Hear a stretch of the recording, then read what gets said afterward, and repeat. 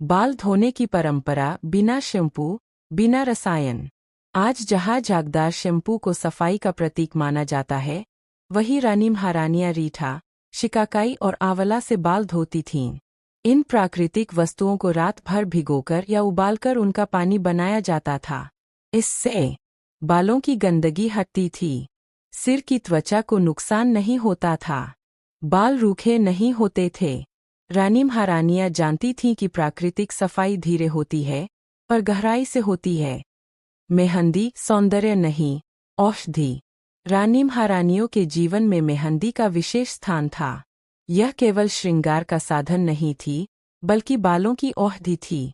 वे मेहंदी में आंवला, दही, ब्राह्मी और भृंगराज मिलाकर लेप तैयार करती थीं।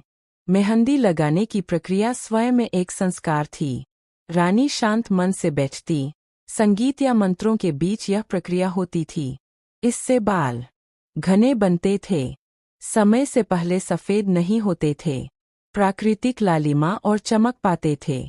भृंगराज और जड़ी बूटियां आयुर्वेद का खजाना। भृंगराज को केशराज कहा जाता था।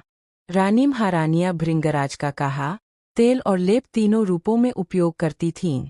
इसके साथ साथ नीम, एलोवेरा, मेथी और तुलसी जैसी जड़ी बूटियां भी बालों के लिए प्रयोग में लाई जाती थीं।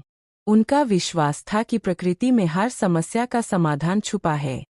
आहार और अनुशासन अंदरूनी सुंदरता का रहस्य। रानी महारानियों का भोजन अत्यंत शुद्ध होता था। वे ताज़े फल, हरी सब्जियां, दूध, घी और मेवों का सेवन करती थीं। अधिक मसालेदार और तलाभुना भोजन कम खाया जाता था। वे जानती थीं कि गलत आहार का प्रभाव सबसे पहले बालों पर पड़ता है। संयम और संरक्षण, बालों की रक्षा की परंपराएं। रानी महारानियां गीले बालों में धूप में नहीं जाती थीं। सोते समय बालों को ढकती थीं। लकड़ी की कंघी का उपयोग करती थीं। वे बालों को खींचकर नहीं, बल्कि प्रेम से संवारती थीं।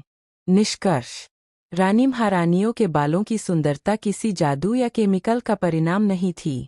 वह प्रकृति, आयुर्वेद, धैर्य और अनुशासन की कहानी थी। आज की तेज दुनिया में भले ही केमिकल उपाय तुरंत परिणाम दिखाए, पर स्थायी सुंदरता वही है जो प्रकृति के मार्ग पर चलकर प्राप्त होती है।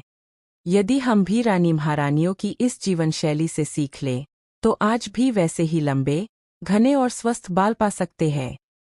प्राचीन भारत का राजमहल केवल वैभव और ऐश्वर्य का प्रतीक नहीं था, बल्कि वह प्रकृति, अनुशासन और आयुर्वेदिक जीवन शैली का केंद्र भी था।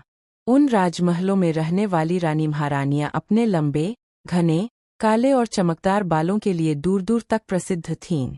आज के समय में जब बालों की देखभाल के लिए तरह तरह के केमिकल युक्त शैम्पू, कंडीशन और सीरम उपलब्ध है, तब भी बाल कमजोर होते जा रहे हैं। इसके विपरीत, उस युग में बिना किसी केमिकल के भी रानी महारानियों के बाल अत्यंत स्वस्थ रहते थे। यह कोई चमत्कार नहीं, बल्कि प्रकृति से जुड़ी समझदारी और नियमित देखभाल की कहानी है। प्रकृति से जुड़ा जीवन, बालों की सुंदरता की नींव। रानी महारानियां प्रकृति के बहुत निकट जीवन जीती थीं। वे सुबह सूर्योदय के साथ उठती, स्वच्छ जल से स्नान करती और दिनचर्या को ऋतु के अनुसार ढालती थीं। उनका मानना था कि जब शरीर स्वस्थ होता है, तब बाल अपने आप सुंदर हो जाते हैं। वे बालों को केवल बाहरी सजावट नहीं, बल्कि शरीर के स्वास्थ्य का आईना मानती थीं। तेलों की कहानी, जड़ों को जीवन देने वाला अमृत। रानी महारानियों के बालों की देखभाल की शुरुआत होती थी प्राकृतिक तेलों से। राजवैद्य विशेष विधि से तेल तैयार करते थे। वे जिन तेलों का उपयोग करती थी, नारियल तेल, तिल का तेल, आंवला तेल, ब्राह्मी और भृंगराज युक्त तेल। इन तेलों को तांबे या मिट्टी के बर्तन में पकाया जाता था। सप्ताह में 2 से 3 बार दासियां धीरे धीरे सिर की मालिश करती थीं। यह मालिश केवल बालों के लिए नहीं, बल्कि मन की शांति और रक्त संचार के लिए भी आवश्यक मानी जाती थी।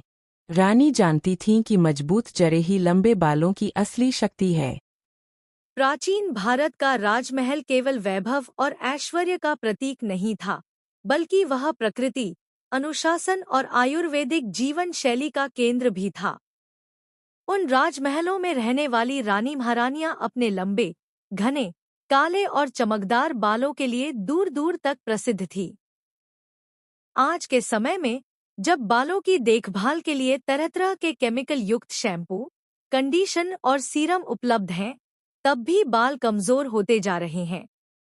इसके विपरीत उस युग में बिना किसी केमिकल के भी रानी महारानियों के बाल अत्यंत स्वस्थ रहते थे। यह कोई चमत्कार नहीं, बल्कि प्रकृति से जुड़ी समझदारी और नियमित देखभाल की कहानी है। प्रकृति से जुड़ा जीवन बालों की सुंदरता की नींव। रानी महारानियां प्रकृति के बहुत निकट जीवन जीती थी। वे सुबह सूर्योदय के साथ उठतीं, स्वच्छ जल से स्नान करती और दिनचर्या को ऋतु के अनुसार ढालती थी। उनका मानना था कि जब शरीर स्वस्थ होता है, तब बाल अपने आप सुंदर हो जाते हैं। वे बालों को केवल बाहरी सजावट नहीं, बल्कि शरीर के स्वास्थ्य का आईना मानती थी। तेलों की कहानी, जड़ों को जीवन देने वाला अमृत। रानी महारानियों के बालों की देखभाल की शुरुआत होती थी प्राकृतिक तेलों से। राजवैद्य विशेष विधि से तेल तैयार करते थे। वे जिन तेलों का उपयोग करती थी, नारियल तेल, तिल का तेल, आंवला तेल, ब्राह्मी और भृंगराज युक्त तेल, इन तेलों को तांबे या मिट्टी के बर्तन में पकाया जाता था। सप्ताह में 2 से 3 बार दासियां धीरे धीरे सिर की मालिश करती थी। यह मालिश केवल बालों के लिए नहीं, बल्कि मन की शांति और रक्त संचार के लिए भी आवश्यक मानी जाती थी। रानी जानती थी कि मजबूत जड़ें ही लंबे बालों की असली शक्ति हैं। प्राचीन काल की रानियां और महारानियां केवल अपने सौंदर्य, आभूषण और वस्त्रों के लिए ही नहीं, बल्कि अपने अत्यंत घने, लंबे, काले और चमकदार बालों के लिए भी प्रसिद्ध थी। आज जब हम पुराने चित्रों, शिलालेखों, ग्रंथों और कथाओं को देखते हैं, तो यह प्रश्न स्वाभाविक रूप से उठता है कि बिना आधुनिक शैम्पू, केमिकल और मशीनों के उनके बाल इतने सुंदर कैसे होते थे? वास्तव में उनके बालों का रहस्य प्राकृतिक जीवन शैली, आयुर्वेदिक ज्ञान, अनुशासन और नियमित देखभाल में छिपा था। एक प्राकृतिक जीवन शैली, बालों की असली नींव। पुरानी रानियां प्रकृति के बहुत निकट जीवन जीती थी।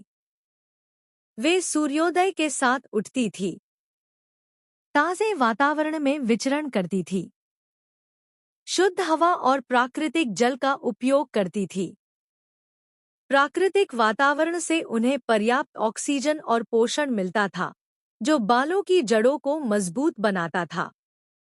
आज की तरह प्रदूषण और रसायनों का प्रभाव नहीं था, इसलिए बाल स्वाभाविक रूप से घने रहते थे। 2. आयुर्वेदिक तेलों का नियमित प्रयोग। रानियों के बालों की देखभाल में तेल मालिश सबसे महत्वपूर्ण उपाय था।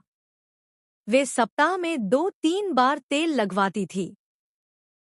प्रमुख तेल। भृंगराज तेल बालों को घना और काला बनाता। आंवला तेल जड़ों को मजबूत करता। नारियल तेल नमी और चमक देता। तिल का तेल बाल झड़ना रोकता। तेल को हल्का गुनगुना कर धीरे धीरे सिर की मालिश की जाती थी, जिससे रक्त संचार बढ़ता और नए बाल उगते।